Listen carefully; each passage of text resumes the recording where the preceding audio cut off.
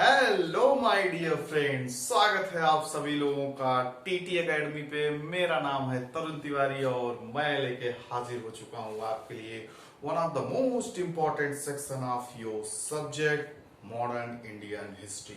दोस्तों, आज हम लोग चर्चा करने वाले हैं कि ऐसे सेक्शन की जो आपके एग्जामिनेशन पॉइंट ऑफ व्यू से बहुत ही इंपॉर्टेंट सेक्शन है और वो है इंडियन मॉडर्न हिस्ट्री। जैसा कि हमें पता है कि इंडियन हिस्ट्री के 3 सेक्शन होते हैं जिसको हम अच्छी तरीके से अलग अलग करके पढ़ते हैं। वो क्या क्या हैं? आपकी ancient Indian history, medieval history and Indian modern history. और सबका अलग अलग पोर्शन, सबका अलग अलग मायने रखता है। ज्यादा से ज्यादा आपके एग्जाम में क्वेश्चन भी जो पूछे जाते हैं वो इंडियन मॉडर्न हिस्ट्री से पूछे जाते हैं।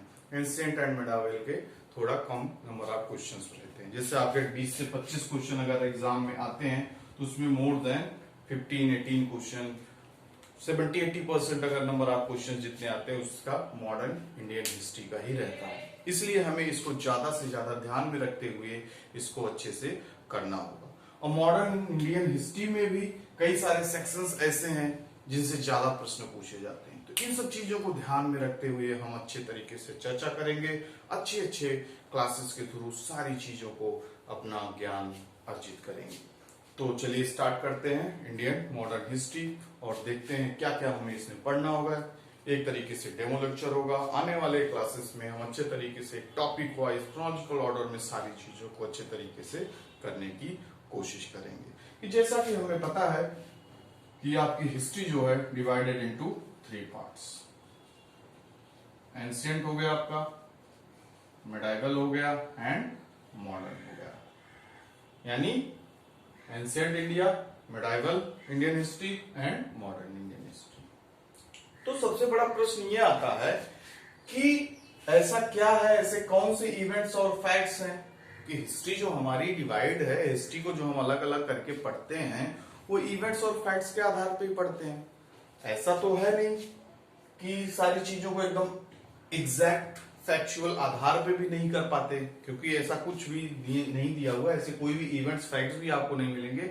हाँ, एकदम इसी के बाद ही आपका मिडाइवल स्टार्ट हो जाता है, मॉडर्न स्टार्ट हो जाता है, एंशिएंट। मतलब एक क्रम के अनुसार, एक इवेंट्स की घटनाओं के आधार पर ही हम एक तरीके से वर्गीकृत कर लिए इसको। जैसे आप एंशिएंट की कोई पूछे आपसे, एंशिएंट की कहां से शुरुआत हुई, तो from the evolution of the human being, जब से मानव धरती पे आया, एक तरीके से पहले एक के रूप में हुआ करता था, पेड़ों पे रहा करता था, फिर धरती पर आया, बढ़ते आज के इवोल्यूशन होते होते जब से हम इस फॉर्म में हैं, मॉडर्न ह्यूमन बीइंग। मिडाइवल कहां से स्टार्ट होता है? आफ्टर हर्षा मिडाइवल स्टार्ट हो गया। मॉडर्न कहां से स्टार्ट होता है? तो सबके अलग अलग तथ्य हैं, सबके अलग अलग विचार हैं। तो एक तरीके से एंशिएंट और मिडाइवल का तो एक तरीके से फिक्स है टाइम पीरियड कहां से कहां तक है। लेकिन जो मॉडर्न का टाइम पीरियड माना जाता है, ये जो है कई सारे परसेप्शंस हैं डिफरेंट स्कॉलर्स के, डिफरेंट हिस्टोरियंस के, कि मॉडर्न इंडियन हिस्ट्री कहां से स्टार्ट होती है। कुछ लोगों का मानना है कि आपका अराइवल ऑफ द यूरोपियंस, जब यूरोपियंस आए हमारे यहाँ व्यापार करने, तब से स्टार्ट। कुछ मानते हैं declining of the Mughal umpire, जब से मुगल अंपायर औरंगजेब की मृत्यु के बाद से ही मॉडर्न इंडिया की शुरुआत हो जाती है।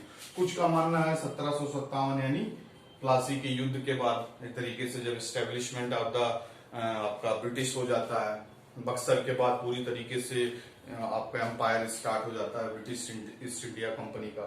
तो कई लोगों का कई सारे तथ्य हैं। तो इन सब चीजों को भी ध्यान में देखेंगे कि कहां से असली में स्टार्टेड होता, कहां से असली में स्टार्ट हुआ सारी चीजें आपकी जो मॉडर्न इंडियन हिस्ट्री। फिर ये देखने की कोशिश करेंगे कि मॉडर्न इंडियन हिस्ट्री जो आपका स्टार्ट हुआ है, रियल फेज उसका क्या क्या आता है, कहां से सारी चीजें स्टार्ट हुई, कहां से कैसे कैसे चीजें आगे बढ़ी। जो आपके यूरोपियंस आए, यूरोपियंस कई सारी कंट्रीज के लोग आए हमारे यहाँ व्यापार करने, और वो व्यापार करने के बाद धीरे धीरे क्या हुआ, हमारे यहाँ स्टेब्लिश हो गए। स्टेब्लिश होने के बाद व्यापार करने तो आए, व्यापार करने आते थे, करके चले जाते थे। पहले ट्रेडिंग रिलेशनशिप स्टार्ट किया, उसके बाद फिर फैक्ट्रियां स्टार्ट हुई। फैक्ट्री के बाद फिर कई सारी जब यूरोपियन कंट्रीज आ गई यहाँ पे व्यापार करने, तो उनके बीच हुआ कि अब ट्रेड के साथ साथ यहाँ पे क्या करेंगे वो लोग, पॉलिटिकल एडमिनिस्ट्रेशन में इन्वॉल्वमेंट होने लगे। जब एक तरीके से यहाँ के लोगों के ऊपर राज किया जाए, यहाँ पे एक एडमिनिस्ट्रेशन चलाया जाए, फिर देखेंगे कि उन्हीं डिफरेंट कंपनी में से ऐसी कौन सी कंपनी, ऐसी कौन से कंट्री के लोग आए जो फुल्ली तरीके से स्टेब्लिश हुए, फिर आगे चल के वो क्या किए, किस लेवल पे हमारा एक्सप्लॉयटेशन जब हमारे यहाँ वो राज करने लगते हैं, जैसे आपके ब्रिटिश इंडिया जो कई सारी कंट्रीज आई, तो उसमें से कौन फाइनली जीत हासिल की, स्टेब्लिशमेंट किया, ब्रिटिश इंडिया कंपनी। वो फिर हमारे ऊपर क्या करने लगी, राज करने लगी, हमारे अपने अंडर में पूरा administration, political, law and order सारी चीजें अपना ले ली। तो फिर आगे बढ़ते बढ़ते उसने क्या किया, आगे समय बीता तो फिर किस फॉर्म में सारी चीजें क्रिएट हुई, एक्सप्लॉयटेशन लेवल इतना ज्यादा बढ़ गया कि लगभग 100-150 साल के बाद 1857 में क्या हो जाता है, हम लोग एक तरीके से अति हो जाती है एक्सप्लॉयटेशन झेलते झेलते, तो एक तरीके से रिवॉल्ट स्टार्ट हो जाता है, फर्स्ट वॉर ऑफ इंडिपेंडेंस भी इसको कहते हैं, स्ट्रगल स्टार्ट हो जाता है। स्ट्रगल स्टार्ट होने के बाद किस फॉर्म में स्ट्रगल आगे चलता है, कई फेज उसके आते हैं, मॉडरेट फेज आएंगे, एक्सट्रीमिस्ट फेज आएंगे, कुछ लोग पुराने ढर्रों पे आजादी हासिल करना चाहेंगे कि हमें आजाद कर दीजिए, आप हमारे ऊपर रहिए, लेकिन हम अपना सारे पॉलिटिकल सिस्टम चलाएंगे। कुछ चाहते हैं नहीं, मुझे कंप्लीट इंडिपेंडेंस चाहिए। इस चीज की अवधारणा के बीच फिर कुछ नेता आगे आएंगे, महात्मा गांधी की एंट्री होगी, फिर वो किस तरीके से एक तरीके से पूरा फ्रीडम स्ट्रगल का एक नया रूप ही बदल देंगे। जैसा कि कुछ आपके देश के कुछ कुछ पार्ट्स में गतिविधियां चल रही थी फ्रीडम स्ट्रगल की, अब पूरा एक पैन इंडिया मूवमेंट चलेगा गांधी जी के द्वारा, फिर वो कैसा लेवल लेगा।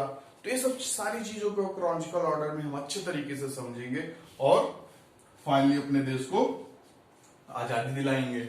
मॉडर्न इंडिया यहीं तक ही, आपका इंडिपेंडेंस तक ही, पोस्ट इंडिपेंडेंस की भी कुछ चीजें इसमें इंक्लूड रहती हैं। तो एक एक चीज सारी चीजें करके देखेंगे, अच्छे तरीके से समझेंगे क्या क्या इसमें इंक्लूड होता है। एमसीक्यू का भी क्वेश्चन सॉल्व करेंगे, सब्जेक्टिव फॉर्म और मेंस की आंसर राइटिंग कैसे होगी, सारी चीजों को देखेंगे ताकि एग्जाम में आपके किसी भी एंगल से कोई भी क्वेश्चन पूछे हम उसको अच्छे तरीके से हैंडल कर सकें और अपने एग्जाम में अच्छे से अच्छे मार्क्स को पा सकें। तो सारी चीजों को अच्छे तरीके से करने वाले आगे आने वाले लेक्चर्स में। ये हमारा एक डेमो लेक्चर था, फिर अच्छे तरीके से हम लोग करेंगे। All the best, bye bye, take care to all of you.